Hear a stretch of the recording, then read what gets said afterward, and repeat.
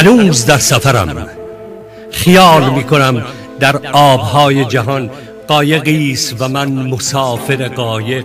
هزارها سال است سرود زنده دریانوردهای کهن را به گوش روزنه های فصول میخوانم و پیش میرانم. مرا سفر به کجا میبرد؟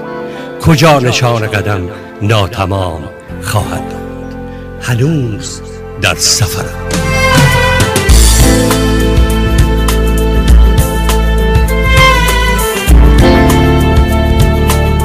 شهر فرشتگان، برنامه‌ای از مسعود اسداللهی.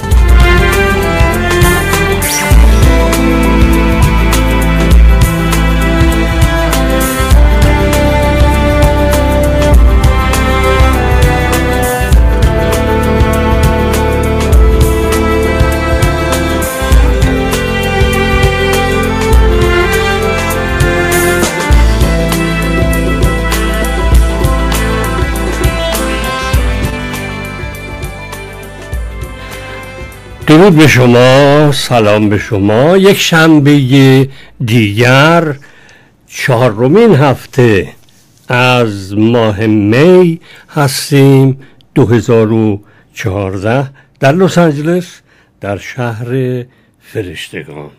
خب، امیدوارم حال روز خوبی داشته باشید. نگاه میکردم به 100 سال پیش، این همه وقایع دور برته، چرا میری 100 سال پیش؟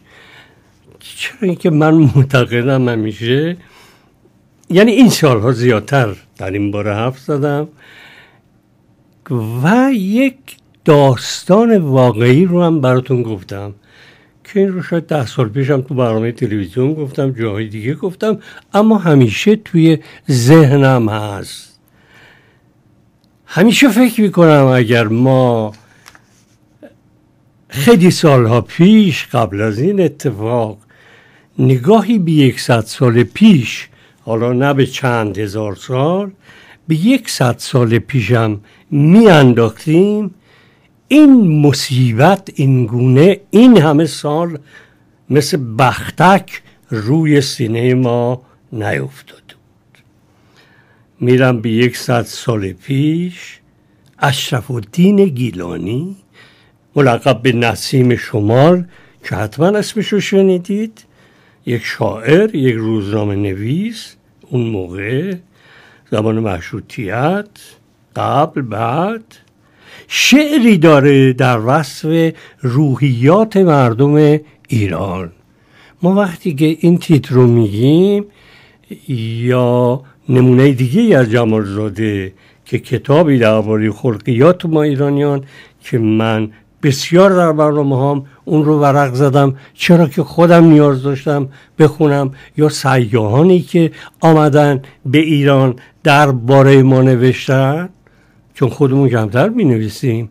ما هیچ وقت جرأت اینه که جلو آینه بیستیم خودمون رو برانداز کنیم نداریم. حتما برای شما پیش اومده، برای خود منم پیش اومده.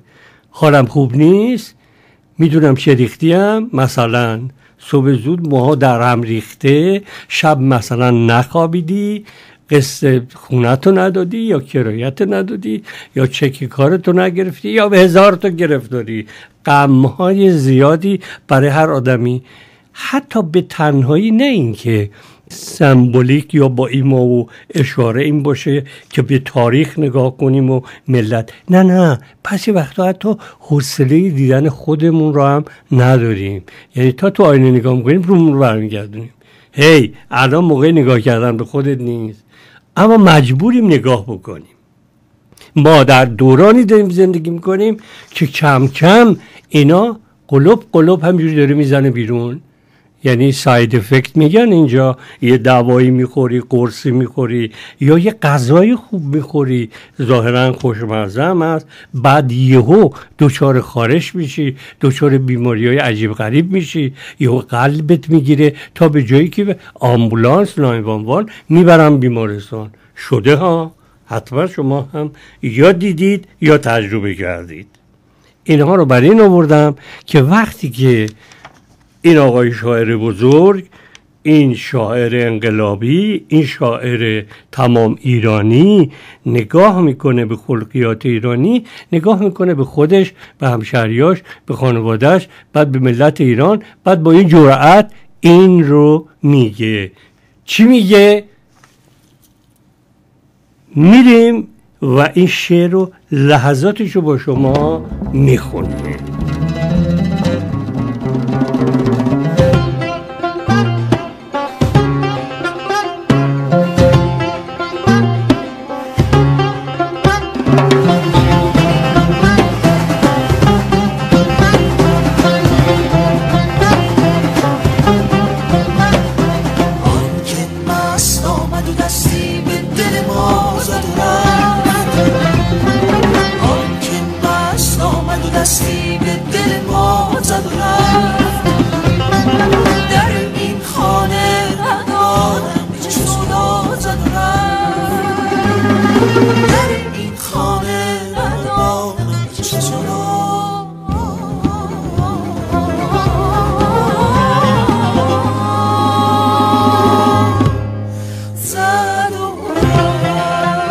زد و رفت. میگوید نسیم شمال اشرف الدین گیلانی، میگه ما ملت ایران همه باهوش و زرنگیم، افسوس که چون بوقلمون رنگ برنگیم. That's right. حالا شما نیست، منظور شما نه، فرزام هم نه، همینجور کلن گفته یه دی. ما ملت ایران همه با هوش و زرنگیم، افسوس که چون بوقلمون رنگ برنگیم. ما باک نداریم ز دشنام و ملامت، ما میل نداریم به آثار و علامت. گر باده نباشد سر وافور سلامت، از نام گذشتیم همه مایل ننگیم. افسوس که چون بوقلمون رنگ برنگیم. گاه از غم مشروطه به صد رنج و ملالیم، لاغر ز فراق وکلا همچو حلالیم. شب اما فکر شرابیم، سحر طالب بنگیم. افسوس که چون بوقلمون رنگ برنگیم. یک روز به میخانه و یک روز به مسجد، هم طالب خرما و همه طالب سنجد. هم عاشق زیتون و همی عاشق کنجد، با علم و ترقی همه چون شیشه و سنگیم. افسوس که ما بوقلمون رنگ به رنگ.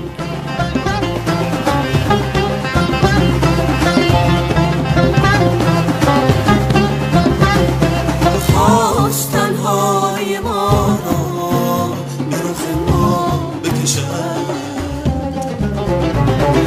زنی بر در این خانه تنها.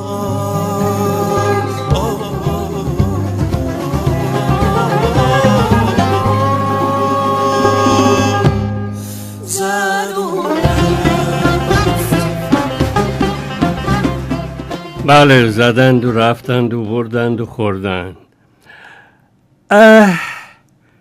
یارب که میگه اشرف الدین گیلانی 100 سال پیش، یارب ز چه کردید چنین حال مسلمان؟ بهر چه گذشتند ز اسلام و ز ایمان؟ خوبان همه تصدیق نمودند به قرآن، ما بوالهوسان تابع قانون فرنگیم. افسوس که چون بوقلمون رنگ برنگیم. البته هنوز انقلاب ندیده بود، هر کی اسلام خودش رو داشت. مثل مادر بزرگ ما نمازشو میخوند و گوشه، آره به ما نصیحت میکرد که وقتی هم که رنگ میزدن بلند میشد با همون هیکل چاق توپلش و از این حرفا قریه هم میداد. ما ایران تلفیقی هستیم از فرهنگ هایی که آمدند و زدند و بردند و خوردند، از هر کی یه چیزی گرفتیم. اما خود ما ایرانی ها دیروز داشتیم تقویم میدیدیم، بحث بر این بود که هی یادمون باشه تو تقویم ما ایرانی ها 200 روز از 365 روز جشنه، یعنی شادیه. خبر شنیدید دیگه؟ گروه همین جوونا 6 تا جوونه هپی آهنگی خوندن کجا دیگه؟ زیر زمین نرفتن، رو پشت بوم کنار کولر، و حقا هم درست بود. ویدیوشون هم قشنگ بود، کارشون هم خوب بود، با اینکه رقاصان حرفه‌ای هم نبودن. تو ایران اونجا این کارو کردن که چه داستان شد که حالا راجع بهش صحبت میکنیم. مردم همه گویا شده مال و خموشیم، چون قاطر سرکش لگدانداز و چموشیم. تا گربه پدیدار شود ما همه موشیم، باطن همه چون موشه و ظاهر چو پلنگیم. افسوس که چون بوقلمون رنگ برنگیم.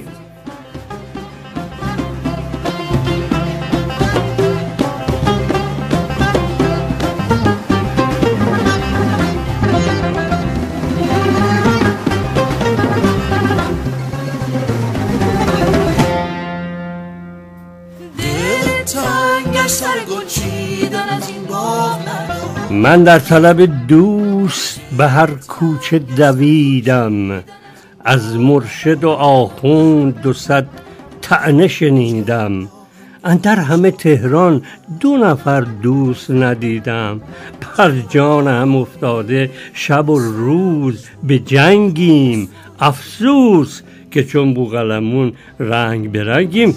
خداوند پروردگار اهورامزدا شما را در کنف عنایتش بگیره، یه جای خوب دونفش تو بهشت به شما آقای اشرف‌الدین گیلانی نصیب شما، که قبل از 100 سال پیش ما تازه داریم اینا زده بیرون، داریم مطالعه میکنیم و میخونیم و میفهمیم، تازه به شعر شما هم رجوع کردیم.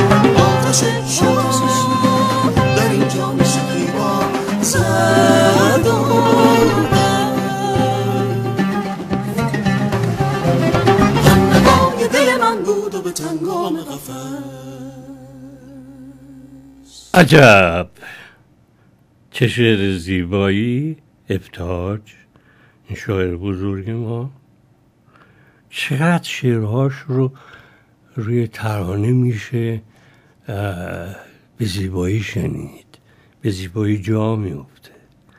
آن که وست آمد و دستی به دل ما زد و رفت، در این خانه ندانم به چه سود آزد و رفت. خواست تنهایی ما را به رخ ما بکشد، تنه ای بر در این خانه، تنه ای بر در این خانه تنها زد و رفت. خب تهران چه خبره؟ خبرهای دور و برمون دیگه باید از جعبه جادو وقتی نگاه میکنیم بفهمیم، هر کدومون با دیدی، با نگاهی گوشه ای رو، زاویه ای رو میگیریم ببینیم چی رو ما اثر میذاره. تازگی و حتما یه خانم زردپوش هنرپیشه ایرانی که من نمیشناسمش روی تلویزیون زیاد دیدید، خانم زردپوش که سال 9 انگار آمدن در تلویزیون در اولین برنامه و تبریک نوروزی رو اول به ولی فقیه گفتن و زبان چرم و نرمی هم حقا داره. یعنی من 2-3 بار که دیدمش که مردم برو شوریدن روی فیسبوک و اینترنت در تهران، دوباره آمد گفت قوی تر آمدم. و این میتونه یکی از این آخوندهای زن که معمولا هستن باشه و میتونه یه حسینی ارشاد رو اداره کنه. به نظر من حتما هم یه روز این وکیل مجلس شورای اسلامی خواهد شد. برحال این سوژه خانم زردپوش خودش داستانیه که البته منو میبره بیاد اون خانم سرخپوش میدان فردوسی میاندازه که اون عاشقی بود و همچنان قصهش یاد نسل‌ها هست و این یکی زرد کرده و یعنی زرد پوشیده و با نطقی این چنین دیگه به قول معروف آنقدر نوشتن روی فیسبوک که دیگه چاپلوسی و تملق هم اندازه داره.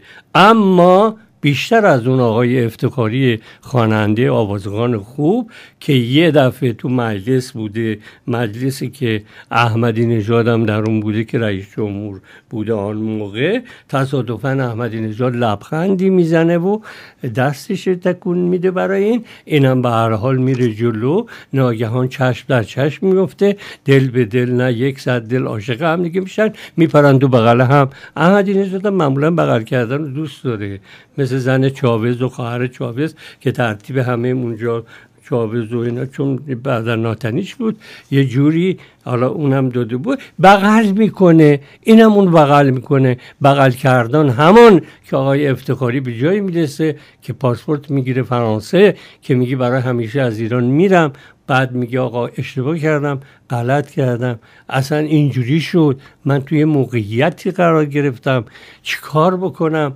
و بالاخره پشیمون شده بود. اما اینی که مقایسه میکنم با این آقای احمدی نژاد با یک بوس کوچولو، فیلم فرمانآرا بود نه؟ یاد این اتفاق در کن رو یاد یک بوس کوچولو میافتم که خب خانم جزو هیئت ژوری، خانم لیلا حاتمی، گفتم دیگه از بعد چون دیگه سینما ایران فیلم نداره سعی میکنه، معمولا فستیوال های اروپایی این شکلیه، سعی میکنن دست بذارن رو کشورهای اطراف، حتی مثلا از بنگلادش، از این ور، از اون ور، از ترکیه، از آفریقا، کشورهای استعمار زده، کشورهای انقلابی، کشورهایی که توش سر و صدا هست، به ویژه اونهایی که بیشتر به زنها ظلم میکنن، سعی میکنن از بازیگران اونها یکی رو انتخاب کنن و به هر حال یک گوشه در این تیم بگذارن و کار خوبی هم میکنن. اما با خودم میگفتم چه فایده؟ خب یکی میاد و چنین حوادثی براش رخ میده. اون آقای رئیس فستیوال پیرمردی نزدیک 90 ساله، عادت هم هست اینجا، حتی مردان ماشه میکنن ها، به خلاف گفته احمدی نژاد که در غرب چه هم جنس بازی و فسادی، نه اینجا با مرد معمولا دست میدن، ولی ما ایرانی ها خب بغل میکردیم و 2 ماچ میکردیم، مثل که یکی این لوب یکی اون لوب. ولی زمان حاکمیت امروز این تبدیل شده به 3 انگار یا 4 تا، 3 تا، اما فرق کرده. ما گونه هامون رو لوپا رو ماچ میکردیم، حالا یا بعداً به اینجا رسیدیم که آقا ماچ نکنیم آب دهن و اینا، فقط گونه رو میذاشتیم به گونه. همچنان که اسکیموها رسم خودشونو دارن، وقتی که بری توی اسکیموها مهمان هم که باشی وارد بشی باید با زن خانواده، مرد خانواده، دختر خانواده، منتها دیگه گونه مونه نیست، لب و مب نیست، نوک دماغاتو بمالی به هم. آره اون فیلم آنتونی کوین یادته، فیلم معروف. حالا هر کدوم رسمی دارن. نگاه میکردم به 2 عکس که عکس لیلا حاتمی هست با این آقای ژاکو که پیرمردی که تمام این خانم‌های هیئت جوری هر کی دست میدن باش احترامش رو دارن رو به هر حال میرن، اینم صورتش رو اینور اونور، این میشه 2 ثانیه واقعا دوستانه. بعد کنارش یک عکس بود از آقای احمدی نژاد که خواهر چاوز که هیچی اون رفت تموم شده بود، رسیده بود به مادر چاوز. مادرم یه قبقب توپل، علاوه بر اینکه بغل کرده بوده و زن صحبت چند ثانیه نیست، آدم میتونه حدس بزنه، چون همین که زن سرش رو بذاره رو سینه این و این دست بندازه به گردن اون با دست راستش و اون شروع کنه به گریه کردن، هی بگه چاوز، این چاوز، بعد اینم با زبان فارسی بگه آروم باشید خانم، انشالله من جای برادر شما، من یه کارایی میکنم، من هستم اگه چاوز رفت برادر رفت. بعد با دست چپش اگه تو عکس ببینید با انگشتای دست چپش داره با قبقب این مادر چاوز هم بازی میکنه، یعنی اونجا هم این زیر گلوی گربه دیدید میمالن خوشش میاد. اینم شیوه این کار. حالا این رو بگذاریم کنار این عکس معمولی که درست مثل دست دادن به هم میرسن و دست میدن. به هر حال آنقدر گفتند از وکیل مجلس شورای اسلامی که یه خانمی بود با چادر و این حرفای مقنعه که چه جیغی میزد که وا مصیبت و آبروی ما رفت و این ناموس جمهوری اسلامی از بین رفت. و توجه کنن این هنرمندان، نظام جمهوری اسلامی بود که اینها رو بهشون پروبال داد، اینها هنرمند شدن، مثلا حالا رفتن این ور اون ور. این خانم یا بچه بوده یا اون موقع اصلا سینما نمی رفته بوده ها، مثل های مخملباف که خودش میگه در تمام طول عمرم من قبل از انقلاب یک فیلم دیدم، اونم یه فیلم حضرت محمد بود. بعدن یهو نابغه میشه. داشتیم دانشمندی میره توی بابا طاهر بود داستانی میگن دربارش که میره در یک رودخانه در یک آب و از اونجا که میاد دو بیتی میگه. مثال میخوام اینم مال آقای مثال زدم اینو در ارتباط با چه چیزهایی نوشتن تا اینکه دیروز من نامه خانم لیلا حاتمی رو حتما دیگه بچه ها و دوستانش از اونور گفتن که هی مواظب باش وقتی میای گرفتاری خواهی داشت، حالا زندان نمیبرنت اما به هر حال ارشادت میکنن. بعدش هم دیگه فیلم که نداریم اصلا، ولی همون یکی دوتا فیلم هم ماکو از این. بعد ایشون یه نامه نوشته که این نامه رو نوشته خدمت شما بگم محتوا و مضمونش این بود که این آقا اولا اونهایی که از من ناراحت شدن، اون برادرها، اونها بدونن که نزدیک 90 سالشه، این آخرین سال رئیس فستیوال هم هست دیگه، بعد از این دیگه نیست، حتی به خاطر همین ماچ کوچولو هم شده دیگه نخواهد بود. این با همه اومد و من ناچارن دست دادم و آمد جلو مثل همه خانمای دیگه عمل قبیح رو، ضد فرهنگی رو انجام داد. اما به هر حال البته اینم نوشته که من شرم دارم حتی از اینکه دارم این حرفا رو میزنم. معناش اینه که چرا من باید توضیح بدم برای این؟ یک کسی نیامده توی فرهنگ ما مثل نماینده مثلا اتحادیه اروپا خانمه که میره اونجا به زوری روسری با دوستش بندازن، پس یکی دیگه هم که میره کشور دیگه با فرهنگ کشور دیگه باید زندگی بکنه. حالا ایشون لباس مرتبی هم داشت اما خود این منو رو هم غمگین کرد. آخرش هم یه چیز دیگه نوشته که اونم باز منو غمگین کرد به نوعی دیگه. شما که پدر منو میشناسید، شما که میدونید علی حاتمی پدر من یک آدمی بود اهل دین و اهل ملیت ایرانی، یه مذهبی که چه بگویم، هیچ هنرمندی نه علی حاتمی عزیز نه کسان دیگه هیچ وقت ما اون موقع که جوان‌تر بودیم و خیلی جوان و اینا، مادرمون نماز میخوند احتمالاً، مادر بزرگ، خانواده ها اون یعنی رفیق ارمنی هم کلیسا میره و هرکی کار خودشو میکرد. دنبال این قضیه نبودیم. ولی اهل دین یعنی چی؟ اهل مذهب بود یعنی چی؟ ولی باید بنویسه. خود نوشتن این آزار روحی به وجود میاره. یعنی این آزار با این دختر، با این خانم جوان خواهد بود تا اینکه برگرده. حالا عده دیگه‌ای روی فیسبوک دیدم نوشتن که واقعا شروع کردن که همینا رو هم نباید می نوشتید. توضیح یعنی چه؟ اینا هم غافلن که به هر حال باید برگرده دیگه. نمیتونه تو پاریس زندگی کنه که، میلیونر که نیست بیاد حالا یه آپارتمان بخره تو پاریس و بعدش هم زندگی کنه. چیکار کنه؟ دوست داره فیلم هم بازی کنه.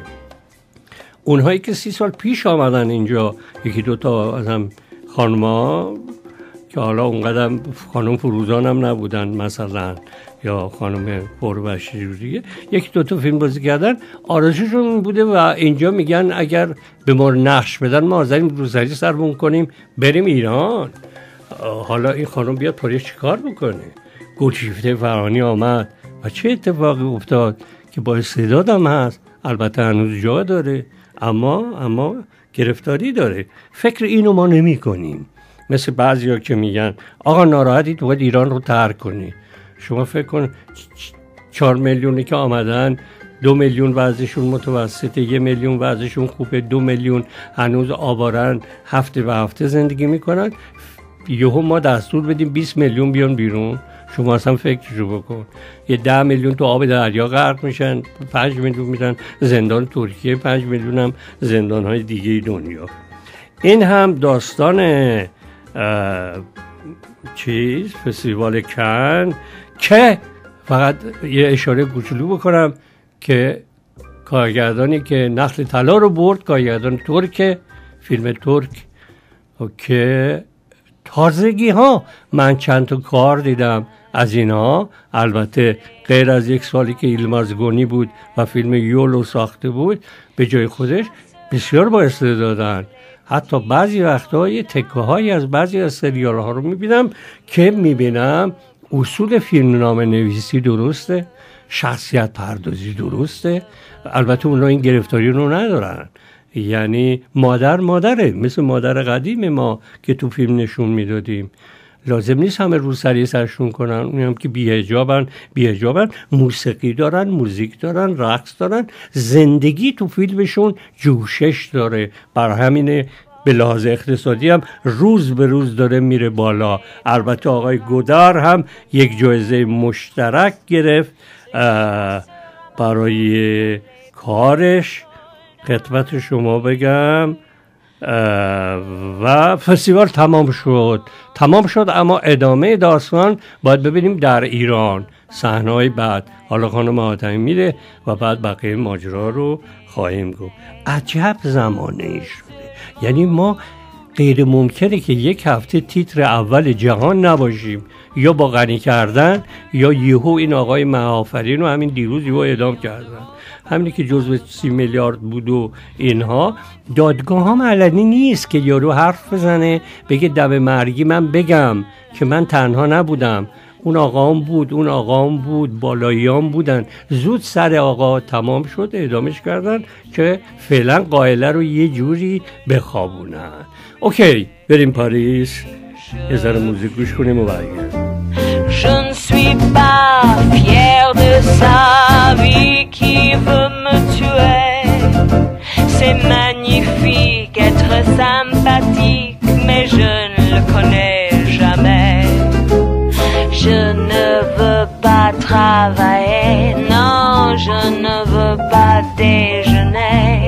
Je veux seulement oublier, et puis je fume.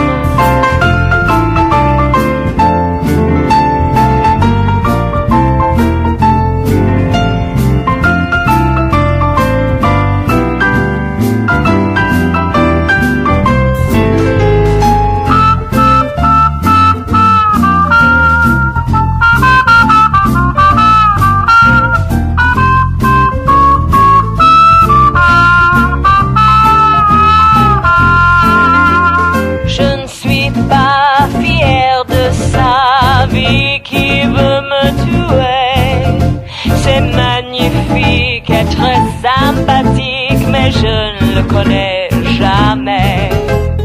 Je ne veux pas travailler, non, je ne veux pas déjeuner. Je veux seulement oublier. Et puis je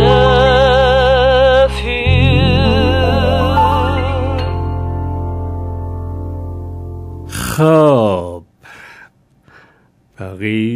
پاریس عجب داستانی.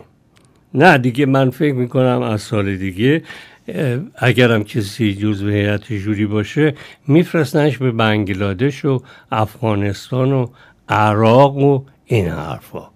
اما یه چیز جالب اینه که قیامتی است که روی فیسبوک میبینم که نشون میده تحت عنوان این کمپین آزادی‌های یواشکی نشون میده این رقصا رو داخل خونه ها هر کی هر چی داشته یا دوستان دیگه شون گذاشتن مهمونی ها رو. خانه یک خانواده فقیر، اون گوشه هم مادری با چادر نشسته ولی اللهی چادر داره دست میزنه، عمه خانوم هم اون ور نشسته، دختر خانواده اما دیدید دیگه دختر جوون 17-18 ساله یه جینم پوشیده، یه دستمال هم به کمر مملا میبندن به سبک رقاصهای عربی، اونم بستن تو خونه هم معلوم برادره پسرخاله دوربین خونگی داشته گرفته.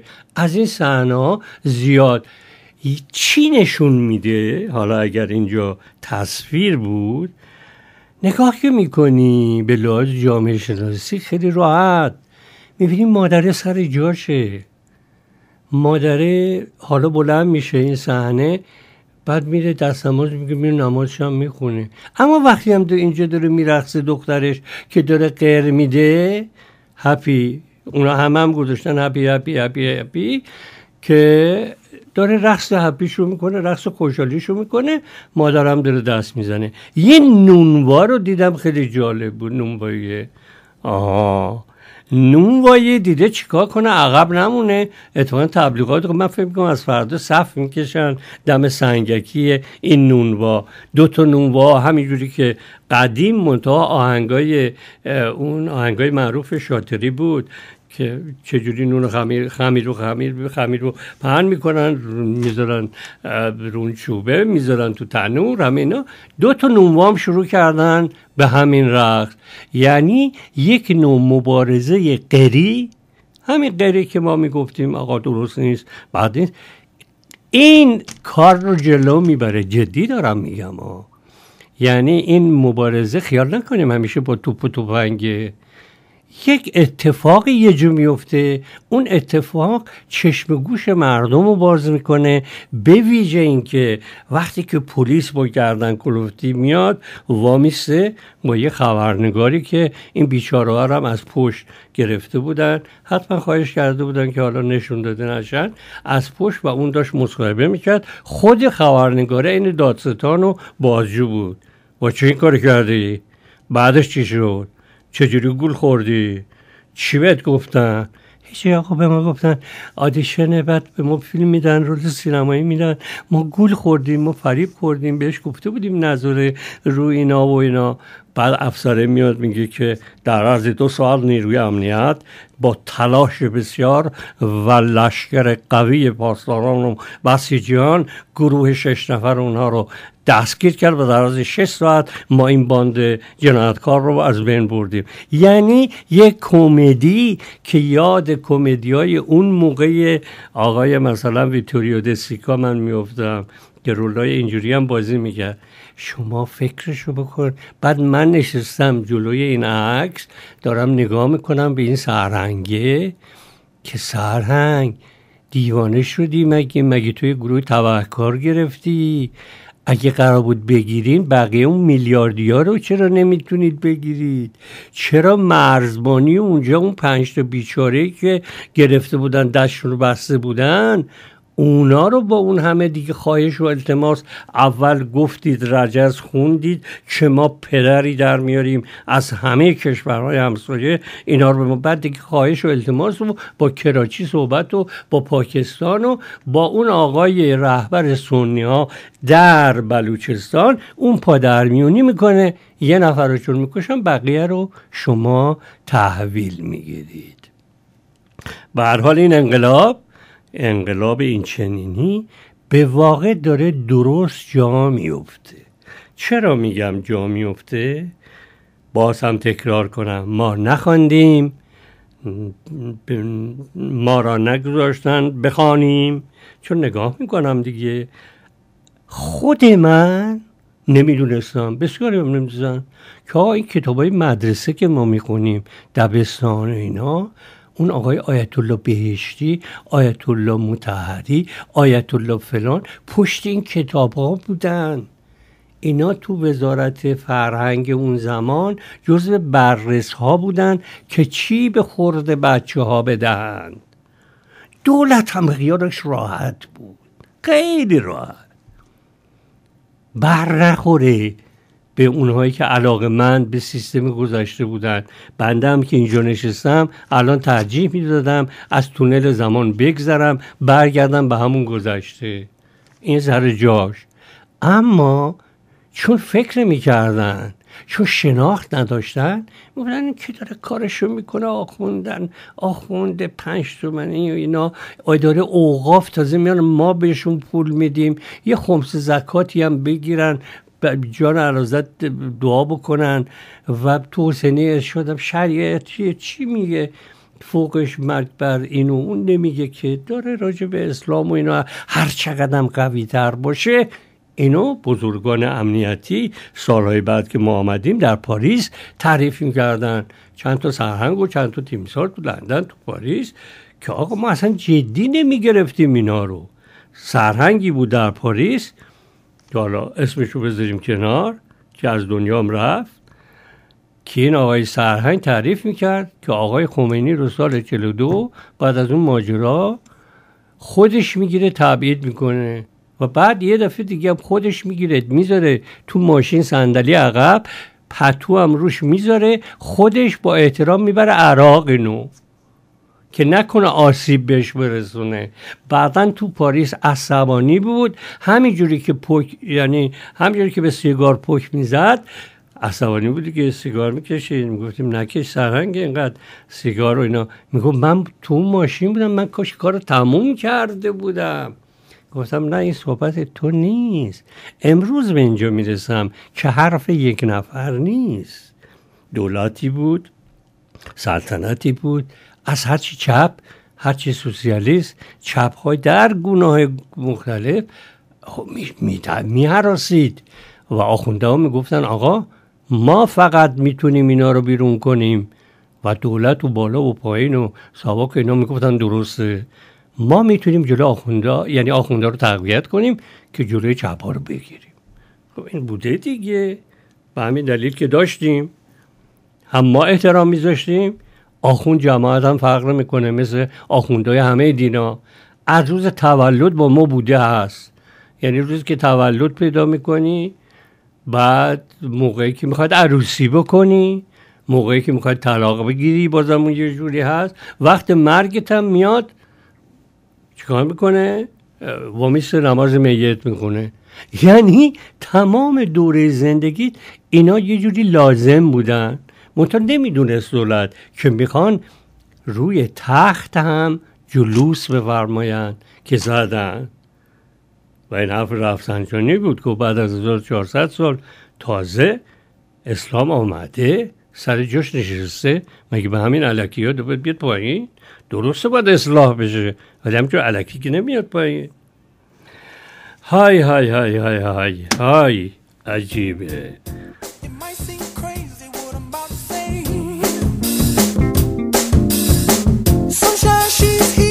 این همون آهنگیه فایف رای میکنه و چی؟ این دختر پسرهای ایرانی با شیبونی ها رقصیدن. همین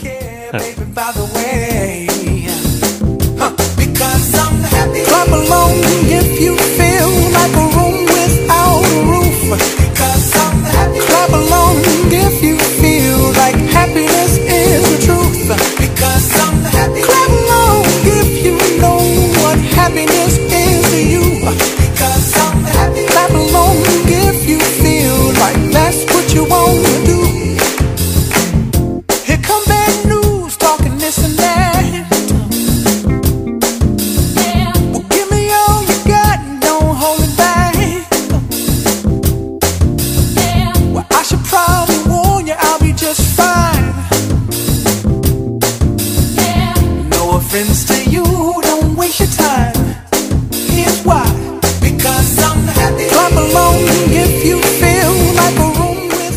بعدها یادتون باشه اینا تو تاریخ میمونه ها.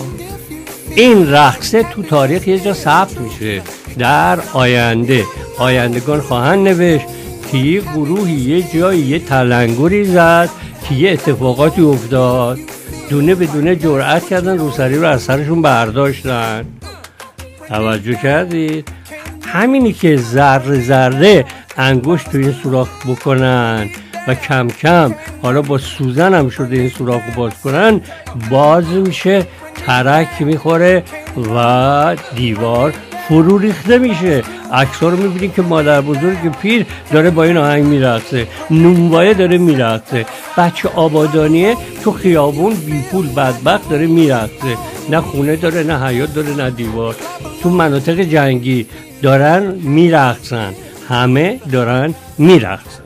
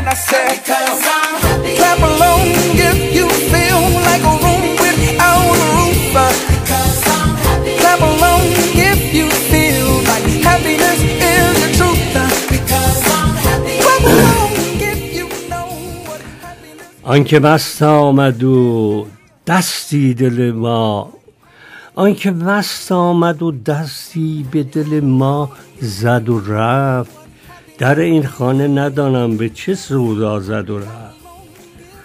خواست تنهایی ما را به رخ ما بکشد، تنه ای بر در این خانه تنها زد و رفت. میریم به گذشته، میریم صدای پوران ترانه که من خیلی دوست میدارم، توی نمایش بایبل لس آنجلس هم گذاشته بودم. یادتونه؟ کیه در میزنه، از اون آهنگ قدیمی قشنگی با این صدای لطیف، با این صدای زیبا. اغرب زلف کج با قمر قرینه، تا قمر در اغرب کار ما چنینه. کیه در میزنه من دلم بینمازه، در و بلنگر میزنه من دلم بینرزه.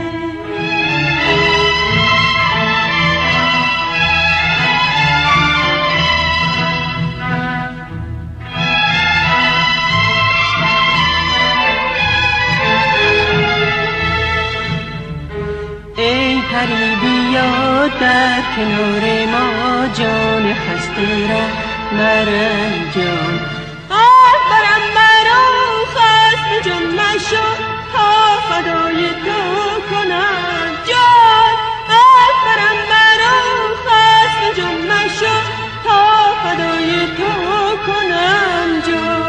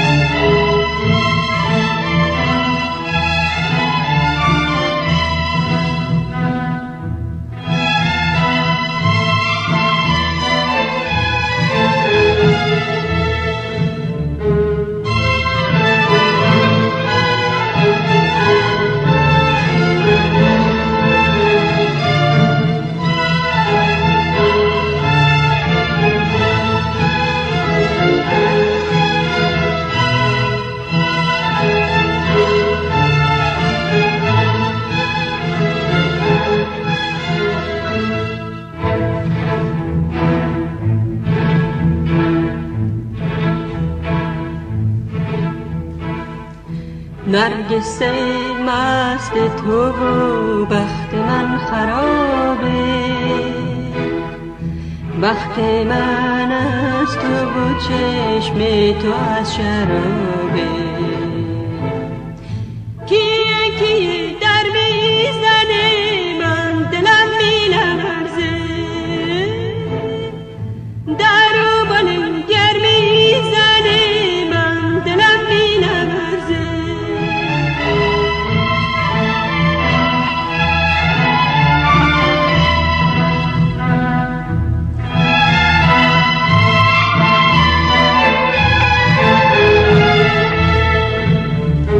ای پری بیا در کنار ما جان خسته را مرنجان. برم مرا خسته جان مشو تا فدای تو کنم جان. برم مرا خسته جان مشو تا فدای تو کنم جان.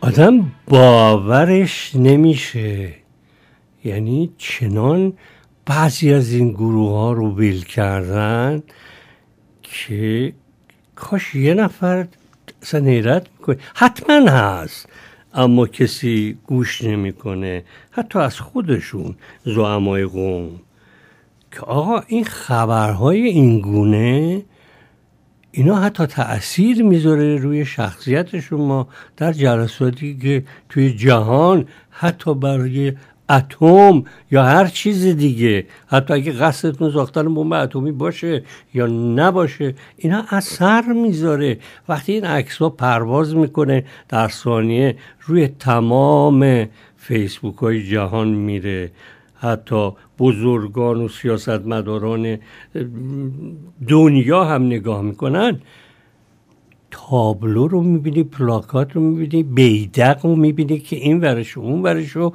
یه سری مرد ایرانی گرفتن و روش نوشتن خواهر، مضمونش این بود مواظب برجستگیات باش، چون ما برجستگی ببینیم تجاوز میکنیم. یعنی اینا دارن راحت راه میدن.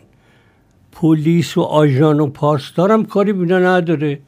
حتما هم اگه کسی بره بگه آقا اینا چی نوشتن، میگه بگه بد نوشتن، میگه آقا مواظب باشین، بی خودی این دامنای تنگ و این مانتوهای تنگ و دیدی دیگه موقع انتخابات این مدل‌ها عجیب غریب هم میشه. وای به روزی هم که زن ایرانی یا دختر ایرانی بخواد یه همچین کارایی رو بکنه، تو گونی هم که بکنی یه جوری انگشت لاک زدهش رو بیرون میاره از سوراخ گونی. مثلا دیدی موها زلفا چجوری معلومه؟ یعنی پدر هرچی روسری رو در آوردن. روسری دیگه معنا نداره. ترسشون هم ریخته، راستش دیگه ترس ندارن از کتک و اینا. الان پره، نگاه میکنیم میبینیم همینجور آمار داده بود حدود 180,000 تا بی‌حجاب و سال گذشته آمار بوده که چجوری دستگیر کردن. دستگیری هم تو خیابون به زور، اون بکش اون نکش نیست. هم دوربین دارن، کار ایرانی هم اینه، جلو نمیرن. میگه دوربین چی بود توی جوکی بود، میگه بیرون خط اونجا باست، اونجا فوش بده، فوش بستون. از این حرفا نداریم. وامیستن زود دوربینا رو در میارن، شروع میکنن فیلم برداری و عکس. بعد قهرمان که دختر بعد حجاب هست خودش رو زمین میندازه، جیغ میزنه و بالاخره خانم‌های قلچماق میان، خواهرانی که تازه استخدام شدن با فن‌های رزمی رو بلدن، دختره رو چجوری بلند کنن، اون لنگینو بگیر، اون پایینو بگیر. یه چند دقیقه یه فیلم کوتاه برای فستیوال ها ساخته میشه تا این میره تو. دختران باهوشن، میخوان به هر حال خودشون رو نشون بدن، بگن آقا ما اینی ما رو بشناسید، یادتون باشه اینجوریه. هم دست میزنن براش. اینی که پره الان و این سطح شکسته شده، این آبرو ریخته شده دیگه، با چوب و تفنگ و اینها کار به جایی نمیرسه.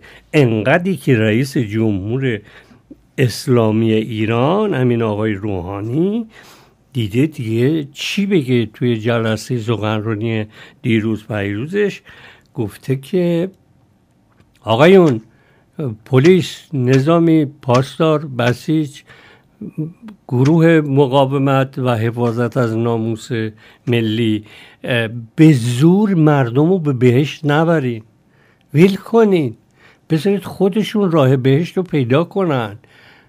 و اینی که شما با چوب و تفنگ که نمیشه اینا رو به زور برد بهشت. آقا نمیخواد بره، من میخوام برم جهنم مثلا. کار به اینجا کشیده. انقدر داخل خونه ها و خصوصی بودن زندگی مردم نرید. این حرف رئیس جمهور خودشونه که دی به هر حال به خونشون تشنن. زیر یکی از این عکس‌ها اینم بخونم بعد بریم. آستانه تحریک پذیری مردان در اسلام، باز یکی از این پلاکات‌های بزرگ بیلبوردیه که تو تهران نوشته شده. مرد مسلمان با موی زن تحریک می شود. مرد مسلمان با بوی زن تحریک می شود. مرد مسلمان با صدای زن تحریک می شود. این راست میگه. قدیما تو نمایش‌ها یا تو زندگی من می دیدم، بچه بودیم مثلا می رفتیم شهرستان، گفتم با پدر می رفتیم مسافرت و ارتشی بودیم ور اونور، به خونه های رفتیم از این خونه های مذهبی که آقای شوهر مثلا همچون که شده خانمشو مثلا میخواست ازاده کنه، ما که نمیدونستیم، مثلا میگفت جعفر آقا، بعد خانمه میگفت بله حاجی، بعد ما میگفتیم اون چرا اونو جواب میده، یعنی پسرتونه نیست. بعد فهمیدیم نه، اسم زن رو نباید صدا کنه، یا زن اگر بخواد جواب بده باید یه انگشتش رو حداقل، حالا اگه 5 تا رو نه، یه بیکی رو بکنه تو دهنش که صدا شنیده نشه. آره این هم باز جزو این قضیه. بعد حال پس یادتون باشه به عنوان توریست به ایران میرید خانمای عزیز، هموطنان، به جایی میرید که مرد مسلمان با موی زن تحریک میشه، با بوی زن، چقدر راجع به عطر نوشتن وحشتناک، تحریک می شود. مرد مسلمان با صدای زن تحریک می شود و اصلا مردان مسلمان موجوداتی دائم التحریک هستند. عجب عجب. به هر حال یه نفر زیرش نوشته بود بهتر نیست کسانی که دچار این بیماری هستند به جای محدود کردن دیگران فکری به حال این بیماری خودشون بکنن یا نه. عجب داستانی. بریم. های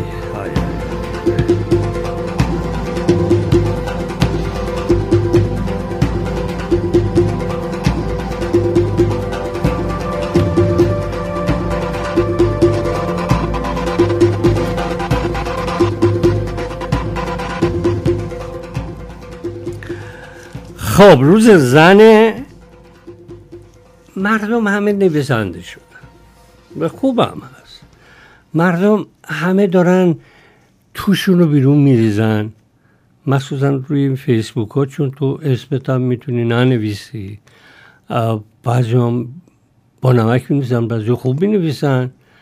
فرصت رو جهان به همه داده که با هم ارتباط برقرار کنن. برای همینه که 4 جور سالیان سال طول کشید تا دور چین دیوار بکشن، بعدم فایده نداره.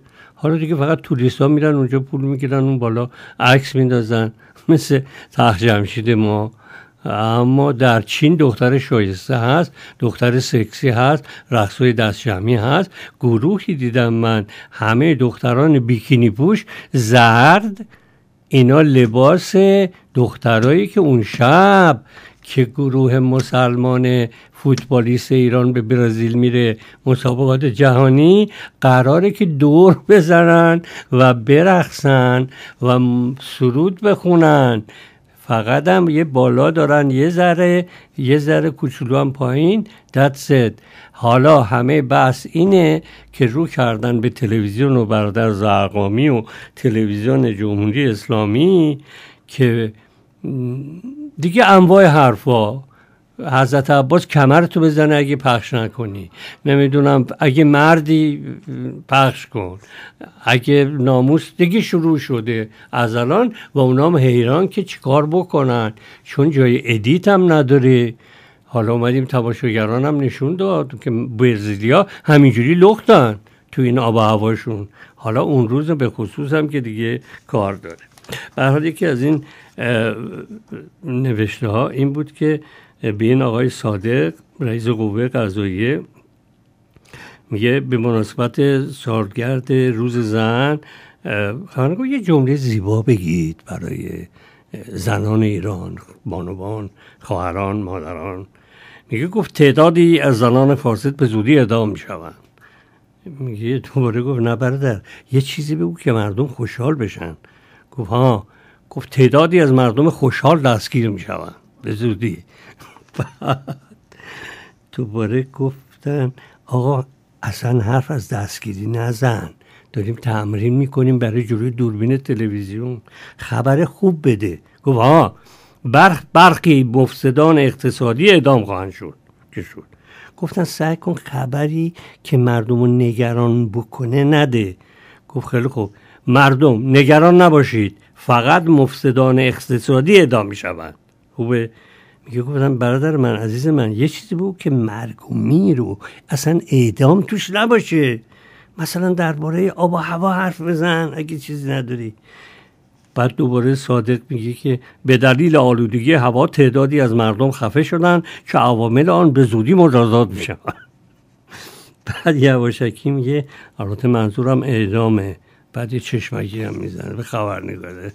هیچی، اینم مصاحبه آقا در ارتباط. چه دورانی رو ما داریم میبینیم ما. خدا کنه حالمون خوب باشه و این دوران رو ببینیم تا تموم شدنش. یعنی حیرت انگیز کتاب ها بعدن میاد. یک کتاب دشتی نوشته بود با اسم مستعار، 20 سال زندگی پیغمبر و این حرفا، امامتش و اینها، که تا مرد کسی نفهمید. یواشکی اینا الان داره نوشته میشه این کتاب ها و این تکا. میخوندم در فردوسی در این صفحه قصه های طنزش، آنچه شنیدیم و خواندیم و پرسیدیم، فرق نمیکنه چه آخوند باشه چه کشیش و سیاستمدار. کشیش و سیاستمدار هم خیلی به هم میخورن. ببین سیاسی بودن یه چیزی دیگه است.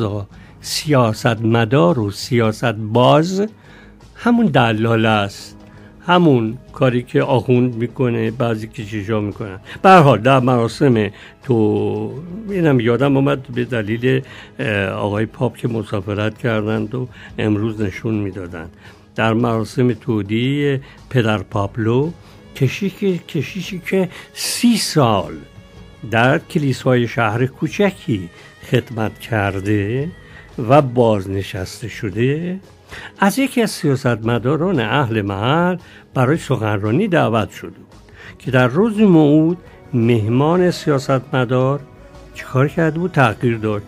هرچی واسدن دیدن هنوز نیامده. بنابراین کشیش به خاطر که مردم آمده بودن معطلش نکنه، تصمیم میگیره کمی برای حضار سخنرانی بکن. پشت میکروفون قرار میگیره و میگه 30 سال قبل وارد این شهر شدم، انگار همین دیروز بود. راستش را بخواهید، اولین کسی که برای اعتراف وارد کلیسا شد مرا به وحشت انداخت. به دزدی‌هایش، به باجگیری، به رشوه‌خواری، به هوسرانی، به زنا با محارم و هر گناه دیگری که تصور کنید اعتراف کرد. ببین حالا کی بوده این؟ آن روز فکر کردم که جناب اسقف اعظم مرا به بدترین نقطه زمین فرستاده است. حالا کشیشی رو داره میگه. ولی با گذشت زمان و آشنایی با بقیه اهل محل دریافتم که در اشتباه بودم و این شهر مردمی نیک هم دارد. همینجور که داشته صحبت میکرده سیاستمداره که حالا تو ترافیک یا هر جایی گیر کرده بوده، در این لحظه وارد میشه، بودو میاد تو. سیاستمدار رو و ازش میخوان، میگه بفرمایید منصر شما برید پشت میکروفون. مرد سیاستمدار میره پشت میکروفون قرار میگیره و شروع میکنه به حرف زدن. در ابتدا عذرخواهی میکنه از اینکه دیر اومده و بعد میگه بیاد دارم زمانی که پدر پابلو وارد شهر شد او اولین کسی بود که برای اعتراف به ایشان مراجعه کردم. اون کسی که مراجعه کرد من بودم و واقعا حالا باید تعریف کنم از این کشیش مقدس. بریم یک ترانه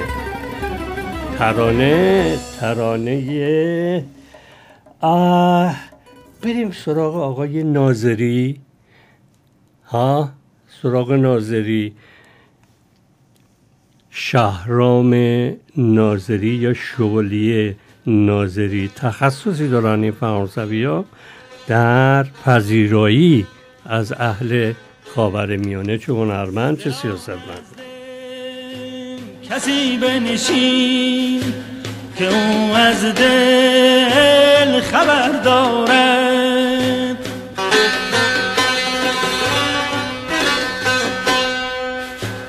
دلان از دل کسی بنشین که او از دل خبر دارد، به زیر آن درختی رو که او گلهای تر دارد.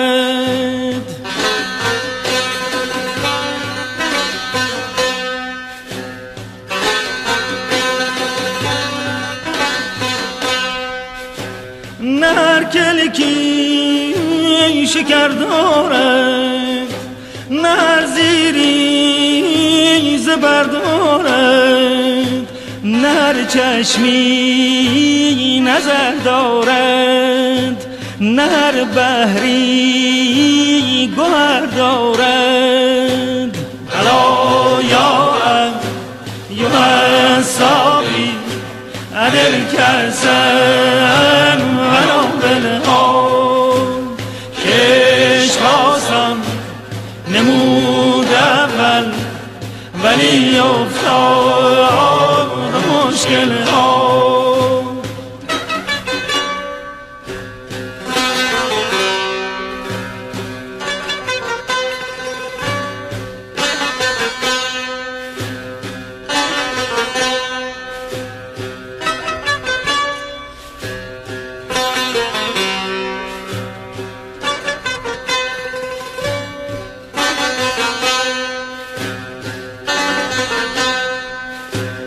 بنال ای بلبل دستان از ایران آله مستان، میان صخره و خاران اثر دارد، اثر دارد.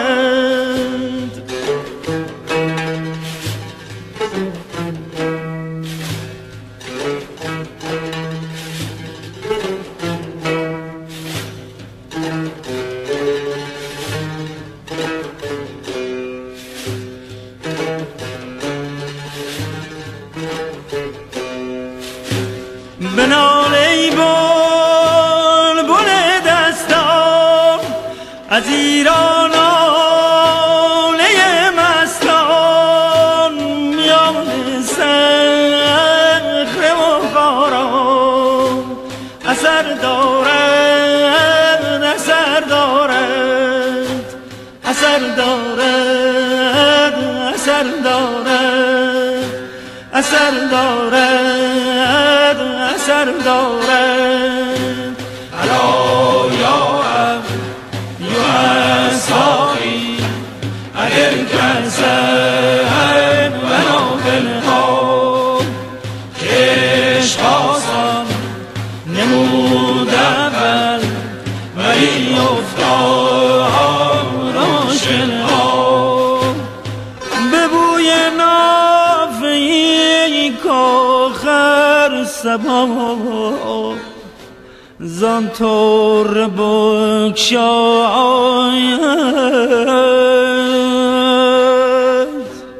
ز تاب جعد مشکینه چه خون افتاد در دلم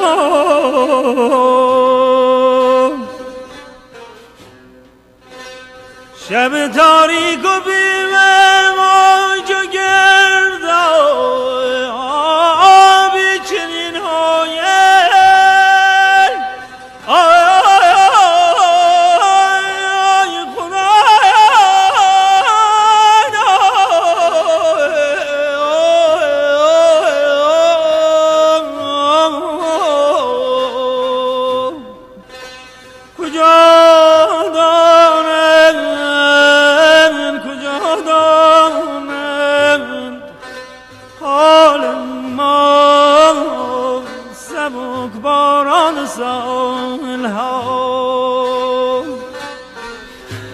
کجا دانند حال ما سبکباران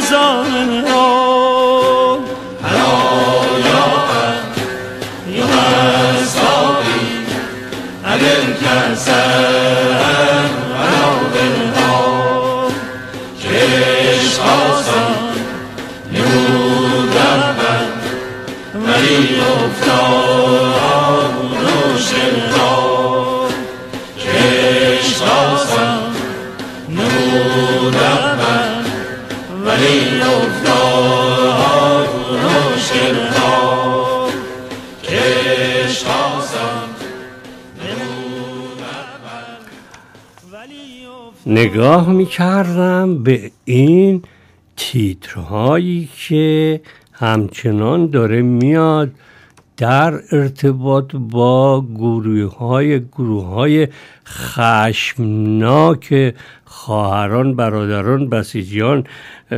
چادر چاکچوریان، متعصبین. اینا چه پرونده ای دارن درست میکنن. حالا 10 تا پرونده باشه، 2-3 تا آدم خوبم اونجا پیدا بشه، 7-8 تاشو بذاره کنار، باز 1-2 تاش یه جورایی عجب. خدمت شما بگم که خبرگزاری تصنیم، حالا هرچی مهم نیست، وابسته به سپاه پاسداران گزارش میکنه این افراد که خود را جمعی از خواهران دانشجوی حزب الله معرفی نمودند، از خانم حاتمی به دلیل آنچه که ارتکاب و تظاهر علنی به عمل حرام در انظار و اماکن عمومی و معابر و جریحه دار کردن احساسات مذهبی ملت غیور و شهید پرور ایران. عجب تیترایی ما داریم. در دادسرای فرهنگ و رسانه، خودش دادسرا داره دیگه، اصلا این ماجرا، شکایت کرده خواستار اعمال مجازات حبس و شلاق برای وی طبق ماده 638 قانون مجازات اسلامی. 1. دانشجویان یعنی یک گروهی در نامه خود به رئیس دادسرای فرهنگ و رسانه نوشتن که این بازیگر سینما ایران، همین خانم لیلا حاتمی، در اقدامی علنی و عامدانه برای دست دادن بوسیدن رئیس مرد اجنبی فستیوال فیلم کن، باور کنید من اگه اونجا بودم اصلا یعنی میگفتم یه آخوند اونجا حاضر کنید یا یه کسی اونجا باشه، میگفتم ببخشید اجازه بدید یه صیغه همینجا الان خونده بشه، شما میگه برای چه مدتی صیغه، برای چه نفهمه، میگه نه برای 2 دقیقه، برای 1 دقیقه، برای 5 ثانیه. حالا دلیل میخونه به شما حاضرید که میگه بعد شما الان 5 دقیقه سکه شدید، آقا 4 دقیقه باج کنیم هم دیگه رو. مثلا دانشجویان به هر حال می‌نویسن که عامدانه برای دست دادن بوسیدن رئیس مرد فستیوال کن پیش قدم شده و فعل حرام یاد شده رو مرتکب گردید. آنها همچنین با گستاخانه خواندن رفتار خانم حاتمی مدعی شدند که او به انتشار قطعی تصاویر قبیحه عمل ارتکابی خود عالم بوده، یعنی خودش دوست داشته این عکس‌ها پخش بشه. حالا شاکیان لله‌آدمی در بخش دیگری شکایت خودشون به اشاره به شهرت و محبوبیت او در بین مردم مسلمان ایران رفتار وی رو از مصادیق تشویق به فساد دانسته، انگار که در اون خونه ها تو زیرزمین ها خبرایی نیست. آماری که خود دولت داده صحبت دیگه ساعتیه منتها تو زیرزمین تو خونه ها نه ماچوی دست دادن. بگذاریم. شاکیان و خواهان اعمال مجازات حبس از 1 تا 10 سال زندان برای وی طبق ماده 639. فرضاً این ماده رو یادت باشه وقتی ایران میری، ماده 639 قانون مجازات اسلامی. هیچ کس رو ماش نکنه، عمت هم دیدی ماش نکنی، خالت، تا بیه تو ثابت کنه عمم بوده خالم بوده ترتیب داده شده. به نوشته به هر حال این گروه با بیان اینکه فیلم صحنه روبوسی لیلا حاتمی و ژیل ژاکوب را به شکایتنامه خود پیوست کردند، یک گروه گفتن که این شکایت به شعبه 4 بازپرسی دادسرای فرهنگ رسانه ارجاع می شود. گفتنی روز چهارشنبه در جریان که می‌کنید جریان مراسم افتتاحیه جشنواره کن بر روی فرش قرمز این جشنواره لیلا حاتمی به هر حال پیش قدم میشه برای ابراز احترام به نسل ژیل ژاکوب رئیس جشنواره کل میده و اونگونه که در ویدیو منتشر شده و این اتفاق ناگوار میفته. به دنبال اون حسین نوشابادی که چه فامیلیایی هم دارن، معاون پارلمانی وزیر ارشاد جمهوری اسلامی نیز در گفتگو و همین خبرگزاری با بیان اینکه این گونه حضورهای نامناسب که اخیراً در جشنواره کن اتفاق افتاده همسو با اعتقادات دینی ما نیست، گفت کسانی که به دعوای زن ایرانی به عنوان زن ایرانی در مجامع بین‌المللی شرکت میکنن باید به اعتبار عفت و منزلت ایرانیان توجه کنند. اما علی جنتی که یه ذره روشنفکرتره، پسر منتها همون جنتی، آره دیگه جنتی کوچولو وحشتناک، حالا پسرش یه ذره به هر حال که چاقالوتره، یه ذره مغزش بازتره، وزیر فرهنگ اسلامی در دولت حسن روحانی موضوع ملایمتری رو اتخاذ کرده. ضمن تقدیر از خانم حاتمی به دلیل نوع پوشش متین و منطبق با معیارهای ارزشی، گفت فکر میکنم در این قضیه ایشان غافلگیر شده، ولی به هر صورت این رفتار قابل قبول و دفاع نیست. عجب. این در حالی است که بازتاب جهانی حملات لفظی به لیلا حاتمی و ژیل ژاکوب 84 ساله یا میگن 90 ساله به هر حال اینا رو واکنش میکنه که به واکنش وادار میکنه و در صفحه توییترش مینویسه این بیچاره پیرمرد، این من بودم که برای روبوسی با مدام حاتمی جلو آمدم سیلوو پلی. در آن لحظه او برای من تجسمی از همه سینما ایران بود. حالا خوبه حالا یکی بیاد ادعا کنه پس آقای ژاکوب شما به یکی هم راضی نیستی، میخوای ناموس ما رو به طور کل، یعنی همه رو میخواستی ماچ کنی، کار خرابتر داره میشه. خیلی سوژه است. باور کن من اگر پول داشتم و میتوانستم یعنی فقط از روی این کارها فیلم می ساختم. عجب روزگار عجیب و غریبیه. نامه بر من اومد از حسرت خوردن تو اون کافه های قدیم ایران و کافه های امروز ایران. بخونیم ببینیم این دوست چی نوشته.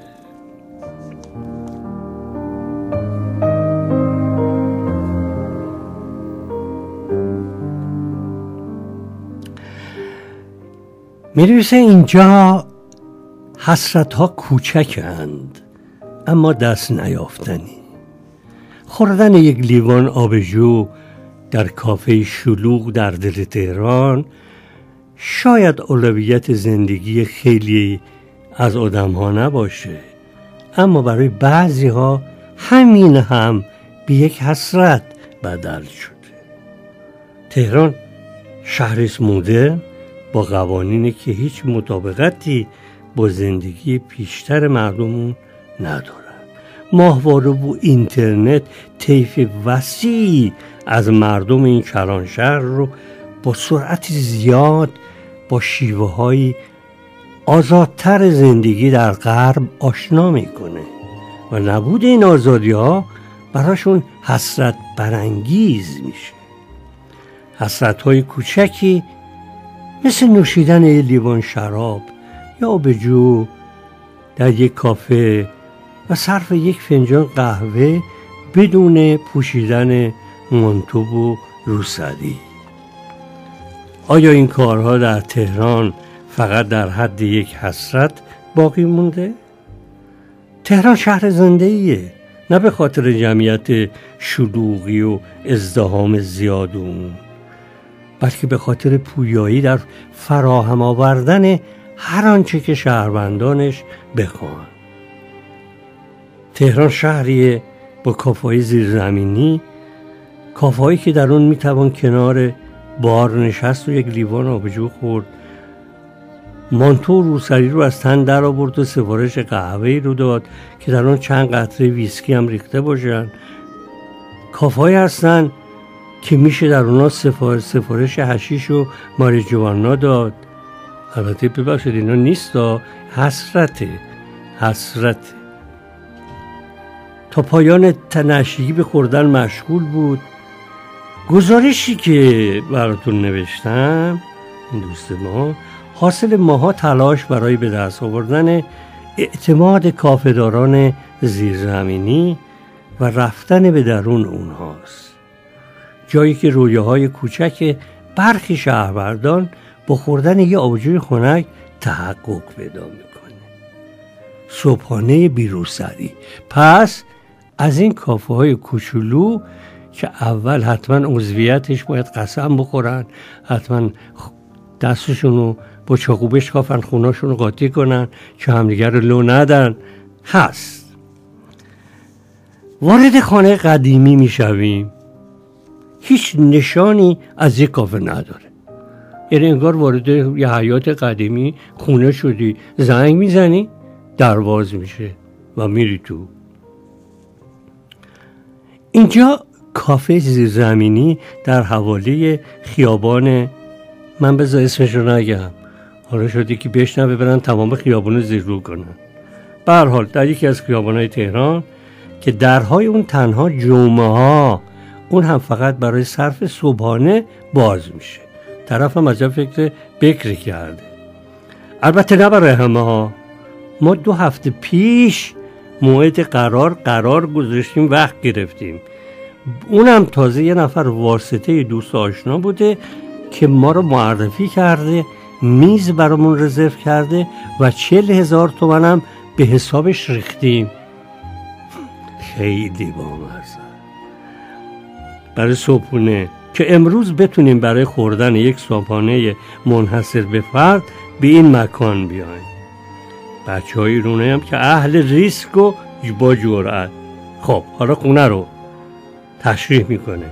اتاقهای بالا محل زندگی ساکنان کافه است و طبقه پایین به پیوست حیاط برای مهمانان کافه مکانی دنج با میزها و صندلی‌های لهستانی که فقط روزهای جمعه بین ساعت 10 تا 12 این اندازه شلوغ میشه. این کافه حدود 20 نفر، شاید کمی بیشتر یا کمتر ظرفیت داره، اما فضای صمیمی، تابلوهای نقاشی زیبا بر در و دیوار، جالباسی‌های برای آویزان کردن روسری و مانتو، یعنی اونجا که میری دیگه یه جورایی از نظر اسلامی لخت میشی. آیا این همه اون چیزیش که مشتری 40,000 تومان هزینه باید صرف بکنه؟ از مشتریان این کافه است یک آدمی، الف میم، میگه صبحانه بدون روسری، اینو توجه کن، صبحانه بدون روسری 100,000 تومان میارزه. اینجا حال خوبی هم با آدم میده، حیاتشو دوست دارم، رفتار میزبانانش هم خیلی صمیمی و متشخصه. شاید خیلی ها فقط برای یک بار امتحان کردن این فضا حاضر باشن این قیمت رو بپردازن، اما من از یک بار بیشتر دوستش دارم. گرچه این نوع کافه‌های زیرزمینی محیط امن و آرامی برای خیلی ها فراهم میکنن، اما گشت و گذارمون در این نوع کافه ها ادامه میدیم. متوجه میشیم چیزهای بیشتری از برداشتن روسری هم میشه اونجا پیدا کرد. حالا منتها قیمت میره بالا. پس با مانتو و از این حرفا میشینی 40,000 تومن، بدون مانتو روسری 100,000 تومن، میرسی به حشیش و شراب. در هولوش شهرک غرب تهران که مفهوم کافه زیرزمینی برامون رنگی دیگه داره، اینجا درون یک خانه با میز و صندلی پوشیده شده تا جا برای نشستن مشتری ها باشه. زنان و مردان روبروی هم نشستن، با هم بحث میکنن، گهگاه چهره‌های آشنا و شناخته شده بین اونا دیده میشه. آمدن به اینجا به این راحتی نبود و مهم به پارتی داشت که یه واسطه تو رو معرفی بکنه. خونه کمی دنج و مدرن‌تر از کافه است که برای خوردن صبحانه بهش میریم. حجاب ها از همان ابتدا روی جالباسی آویزون میشه. نوشیدنی ها با درصدهای کم و زیاد به فروش میره. گراس، حشیش، ماریجوانا کنار شیرینی ها و تارت های خانگی چیده شده. قیمت هم بسیار متنوع، بین 30 تا 80,000 تومان. دیوارها با تابلوهای نیمه برهنه از بازیگران زن شناخته شده جهان تزیین شده. در بعضی جاها هم مجسمه های چوبی و گچی گذاشته شده. همین تفاوت کوچک و مخفی بودن حسی از متفاوت بودن رو به همراه داره. البته این تفاوت‌ها انگار از دید ماموران انتظامی آنچنان هم مخفی نمونده. سید مالک این کافه زیرزمینی میگه همیشه راهی برای ساکت نگه داشتن مامورین وجود داره. قیمت‌ها بالا پایین میشه، اما تا حالا ماموری ندیدیم که سکوتش بی قیمت باشه. عجب. میگه وقتی مامورین همیشگی و آشنا از راه میرسن، بدون اینکه تشنجی در میان مشتریا پیش بیاد، پولو در جیب پیرهن اونا قرار میدیم و سلام علیکی میکنیم و تمام. سینته یکی مشتری دیگه این کافه است، میگه اینجا آنچه رو که ما بیرون نداریم یک جا داره. من هر وقت خستم میام اینجا. هر طریقی حال تو خوب میکنه، به هر شکلی. یعنی شبها برای موسیقیدانهای بی مجوز کنسرت میذارن، برای نقاشان و عکاسان گالری و نمایشگاه برپا میکنن. همینجا آدم حال میکنه، حال آدم رو جا میاره.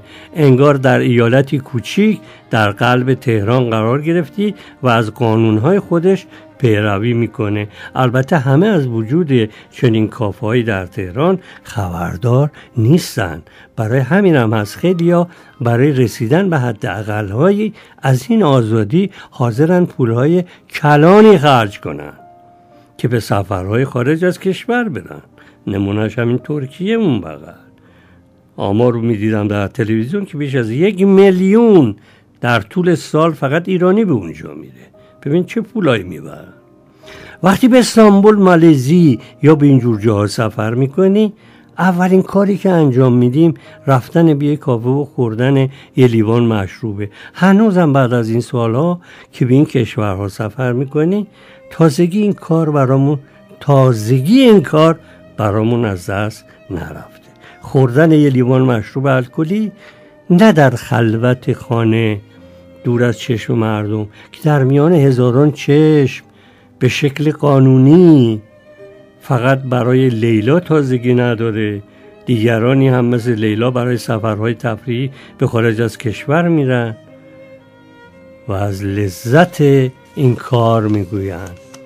لیلا یکی دیگه از این مشتریان میگه در تهران حتی برای خوردن یک فنجان قهوه هم باید یک کافه مدام مراقب روسری و نگاه دیگران بود. منظور لیلا همین کافه‌های قانونیه، اونایی که هر روز عصر پر میشن، دخترها و پسرها با قرارهای عاشقانه. میگن آزادی در کافه‌های تهران برای خانم‌ها به مراتب بیشتر از خیابان‌های شهره. دست کم در بعضی اونها میتونه بی ترس و دغدغه سیگار بکشن. کافه‌هایی که در محدوده میدان انقلاب تا چهارراه ولیعصر، بولوار کشاورز، خیابان فاطمی، کریم خان، سمیه، کجاست نمیدونیم، بعضی از کافه‌هاشون مشهورن. اما لیلا و خیلی های دیگه از وجود کافه‌های زیرزمینی که ما رفتیم خبر ندارن. کافه‌هایی که ورودی اونها با چشم قابل رؤیت نیست و تابلوهایی چون حجاب را رعایت کنید، سیگار نکشید ندارن، اگرچه تعدادشون هم زیاد نیست. آقا یا خانم سینته میگه من عاشق کشف چیزهای زیرزمینی هستم، برای همینه که این کافه ها رو خوب میشناسم.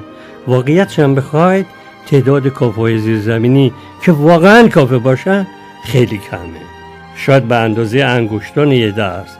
خیلی از جاهایی که من رفتم بیشتر مهمونیایی بوده که غریبه ها یا با واسطه ها میتونن وارد اون بشن. برای همین دوستان من یه موقعی به من ایمیل یا نامه می‌نویسن، میگن فلانی بیا. بعد من میگم چی؟ این میگه ببین همه جور زندگی اینجا هست، منتها باید راهشو بلد باشی، باید میونبر بزنی، پولم باید داشته باشی. از چی؟ شیر مرغ تا جون آدمی زاد. رفتیم به اون دوران، بریم سراغ یک آهنگ قدیمی فرانسوی که چه راحت چه بی خیال بدون درد گوش میکردیم و فکر نمیکردیم یه موقع حسرت باشه. Dans un monde sans toi, sans espoir et sans regret. Et si tu n'existais pas, j'essaierais d'inventer l'amour. Comme un peintre qui voit sous ses doigts naître les couleurs du jour et qui n'en revient pas. Et si tu n'existais pas, dis-moi pour qui j'existerais. Des passants endormis dans mes bras que je n'aimerais jamais. Et si tu n'existais pas, je ne serais qu'un point de plus dans ce monde qui vient et qui va. Je me sentirais perdu. J'aurais besoin de toi.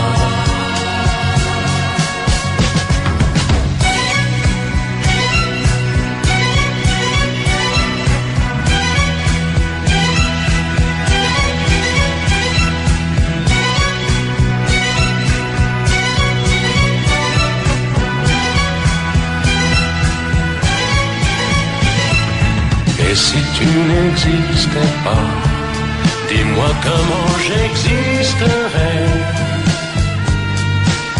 Je pourrais faire semblant d'être moi, mais je ne serais pas vrai. Et si tu n'existais pas, je crois que je l'aurais trouvé. Le secret de la vie, le pourquoi, simplement pour te créer et pour te regarder.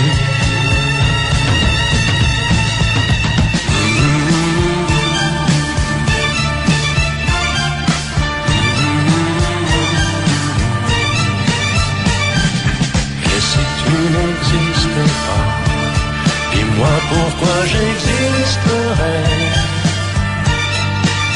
Pour traîner dans un monde sans toi, sans espoir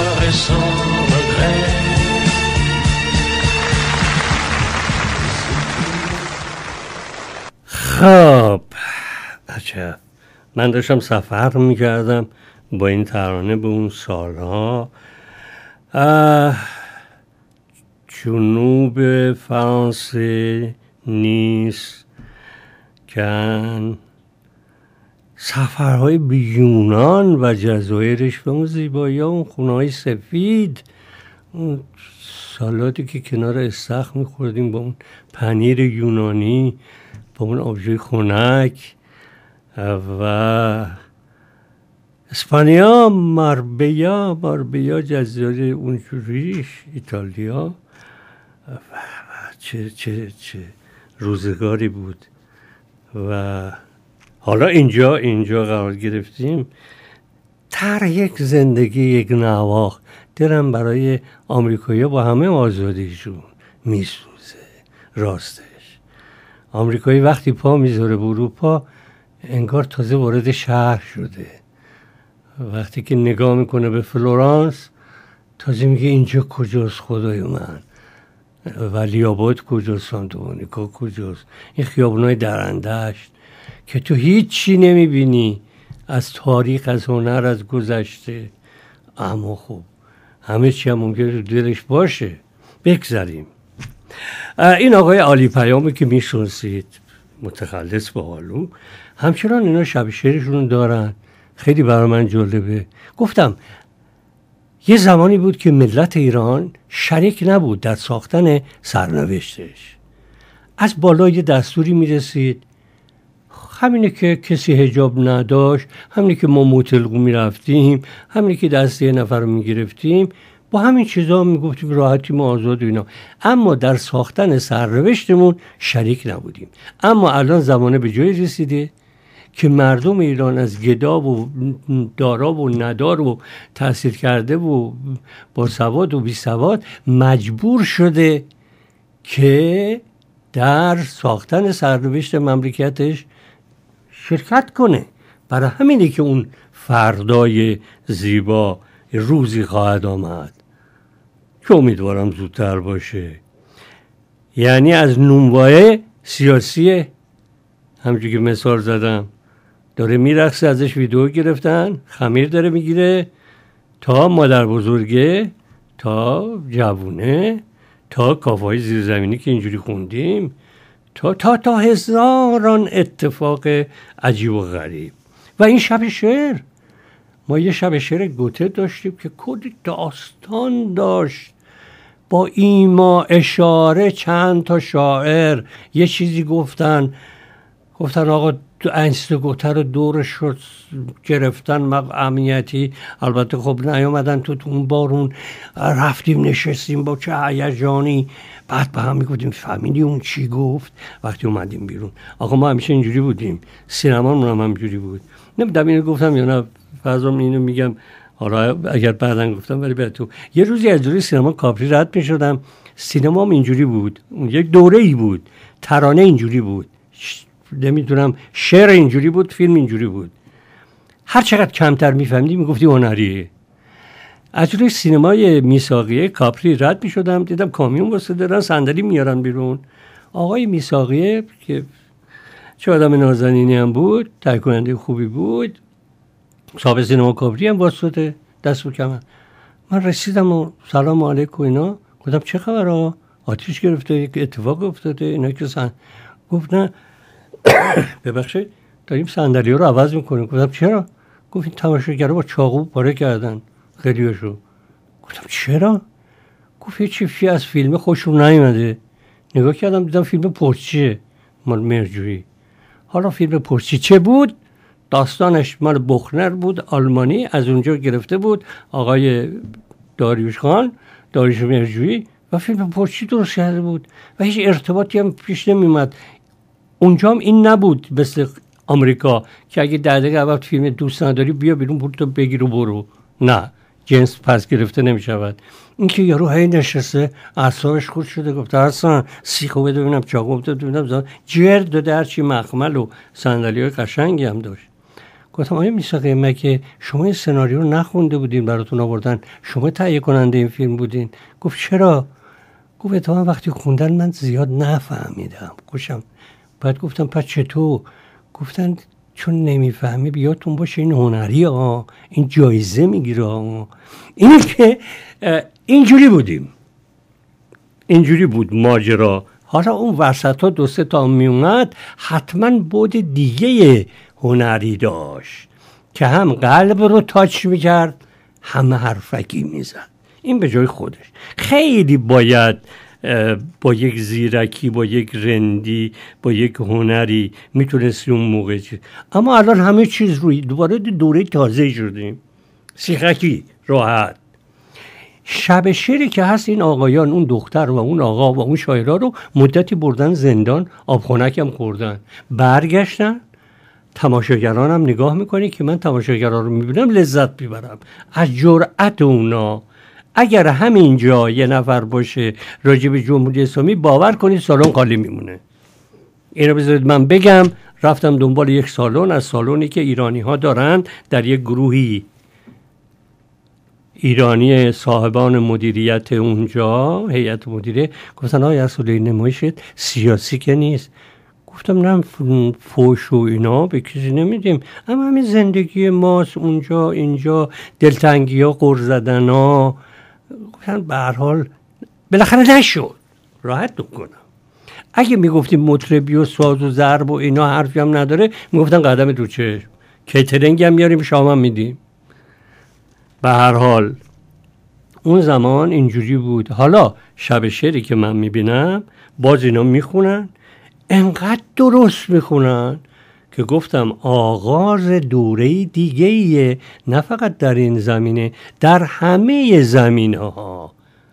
که نه اینکه 100% خوب باشه، ممکنه 90% هم تمرینی باشه و بعداً دور ریختنی، اما 10% اثرشو میذاره و جای خودش رو باز میکنه. همچنان که باز کرده. میریم به شب شعر، درود به آدمایی که جرأت کردن، زن و مرد، یه روسریه کم گذاشتن از این نصفه یا، اما خوشحال دست میزنن. طرف داره راجع به خدا حرف میزنه. یادتون اون شعر که حضرت سعدی میگو انگار خدا گر ز حکمت ببندد دری، ز رحمت گشاید در دیگری. درباره این آقای علی پیام شعر داره. ببین با خدا توی مملکت اسلامی و مذهبی چگونه حرف میزنه.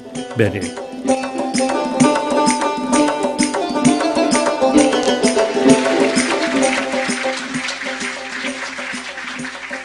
شنیدید این بیت معروف و ناب که سعدی سروده است با آب و تاب؟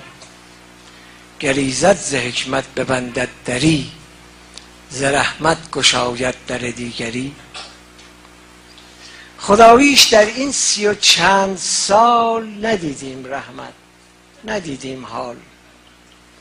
همه حکمتت پر ز وسواس بود، همه برهه بود است و حساس بود. زمانی که از حکمت انقلاب شد از بیخ و بن کاخ شاهی خراب، رگ از خون حکمت پر از جوش شد، ولی باب رحمت فراموش شد. اگر رایت شاه و شاهی شکست، یکی رفت و صدها به جایش نشست. به هر جا حسینی قلی خان شده، برای خودش شاه شاهان شده. همه زیرها رو و روها به زیر، بگیر و ببند و ببند و بگیر. فکر میکنم خطبه 16 نهج البلاغه است یا 18 که میفرماید حتی یعود اسفلکم اعلاکم و اعلاکم اسفلکم. همه زیرها رو و روها به زیر. و هر کس که گفتیم وضع بدیست، بفرمود این حکمت ایزدیست. کمر راست ناکرده ملت هنوز، بفرمود حکمت بساز و بسوز. شد آغاز دوران منحوس جنگ، همه بمب و آژیر و تیر و تفنگ. گرانی و قحطی دور از توان، رواج کپون جیره‌بندی نان. به هر کوی و برزن هزاران شهید، کسی خیر از این حکمت تو ندید. ز حکمت نمودی مسلط به ما بنی صدر خائن. خدایا چرا در حکمت موسوی را که بست که معلوم شد فتنه‌گر بوده است.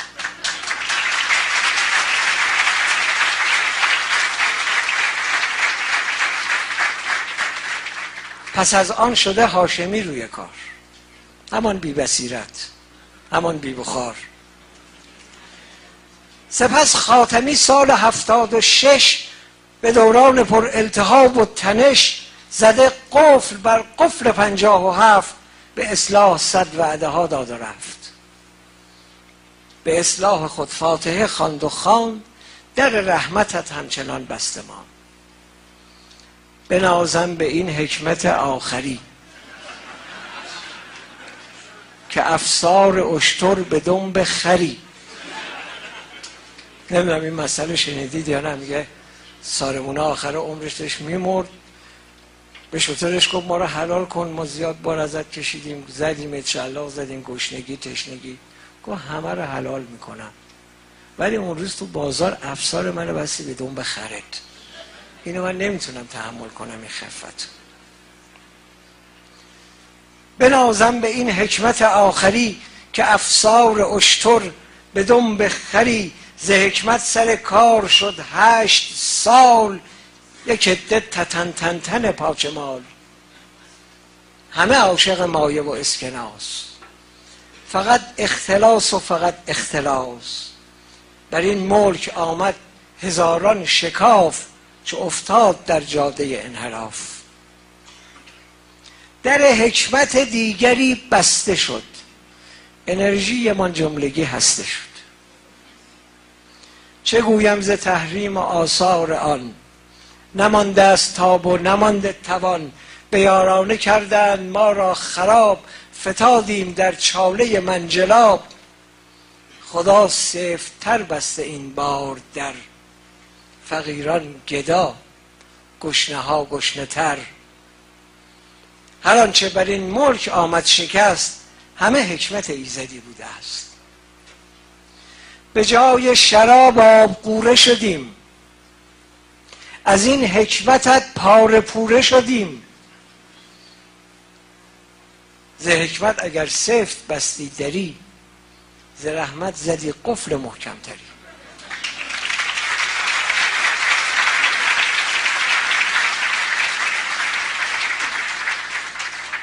خدا ملت از حکمتت خسته شد، هزاران در از پشت در بسته شد.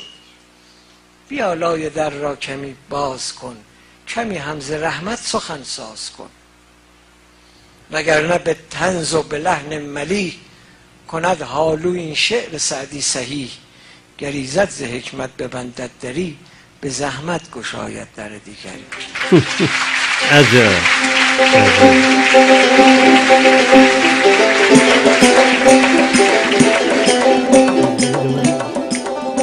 خب ما داریم میرسیم به پایان سفرمون. به هر حال این شهر فرشتگان، این هنوز در سفرم، آنچه را که میبینم حس میکنم رو من اثر میذاره، نتایج و تجربیات این همه سالا، آنچه که بر خودم ابتدا میگذره رو سعی میکنم که منتقل کنم و این میتونه با بسیاری در ارتباط باشه. سپاسگزارم از شما که ولی فرصت نیست که جواب بدم. منو ببخشید که فقط یک لایک زدن میگم جوابتون رو و نمیتونم براتون جمله بنویسم، براتون نامه بنویسم و خدمت شما بگم ePersianRadio.com رو به دوستای دیگه‌تون هم معرفی کنید، شما که در هر جای دنیا میشنوید. بعد اون زیر عکس‌ها که میاد میره، حالا به ترتیب سن مثل که یا به ترتیب قد کار ندارم، اونش مهم نیست، زیر اون ایمیل آدرس هم هست، یعنی میتونید از این طریق تماس بگیرید. سپاسگزارم فرزام عزیز و آلین عزیز طبق معمول و شهرزاد عزیز، دوستانی که به من کمک میکنن برای اینکه راحت‌تر ما اینجا بنشینیم و با شما در ارتباط باشیم. با صدای گیتی که خواننده خیلی خوبی بود مخصوصا اون اواخر، و اما درگذشت تنهای تراژدی هم داشت در خارج از ایران. با این صدای زیبا سفر امروزمون رو به پایان میبریم. دریا ماهیارو صحرا نرگس داره، من او دوتا چشمای سیاه رو، پولک ماهی دریا